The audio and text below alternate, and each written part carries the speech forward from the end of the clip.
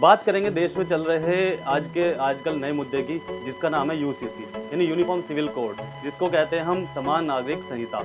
ये क्या है?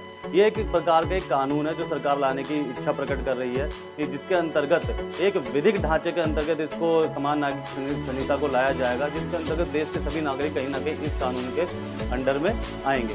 अब जानते हैं कि है क्या ये कानून। इस कानून के अंतर्गत जितनी भी सारी चीज़ें होती है हमारे पास, चाहे वो विवाह से संबंधित हो, तलाक से संबंधित हो, किसी बच्चे को गोद लेने से संबंधित हो, या फिर कल को संपत्ति का उत्तराधिकारी बनाने से संबंधित हो, या फिर उत्तराधिकारी या फिर संपत्ति का स्थानांतरण करने से संबंधित हो, वो सारी की सारी चीज़ें इसके अंदर समान नागरिक संहिता कानून के अंदर आएंगी, जिसको हम कहते हैं यूसीसी यानी यूनिफॉर्म सिविल कोड।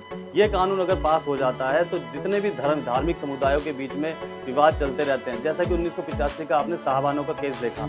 अगर हम बात करें 1941 के बी.एन. राव की, जिन्होंने रिसर्च करके हिंदुओं के लिए एक कानून को बना दिया, जैसे कि हिंदू विवाह अधिनियम 1956, हिंदू और हिंदू उत्तराधिकारी अधिनियम 1956, उन बी.एन. राव जी ने प्रस्तावित करके ये सारी चीज़ें प्रोपेगेंडा बना के हिंदुओं के लिए कानून बनाया। लेकिन उसी तरह 1936 में ये कहा गया कि जो मुस्लिमों के लिए कानून होगा वो हदीसों और कुरान के बिहाफ पे चलेगा, जो कि उनके मुस्लिम गुरु या हाजी साहब जो भी कहेंगे उसके बिहाफ पे चलेगा। 1985 के साहबानों केस पे आते हैं, जहाँ पे साहबानों के केस में ये कहा गया कि जब सुप्रीम कोर्ट का ये आदेश आया, हमने देखा कि कहीं पीछे से जो मुस्लिम समुदाय की लोग थे उन्होंने कहा नहीं, हम तो कुरान के हिसाब से चलेंगे, हम तो अपने हदीसों के हिसाब से चलेंगे।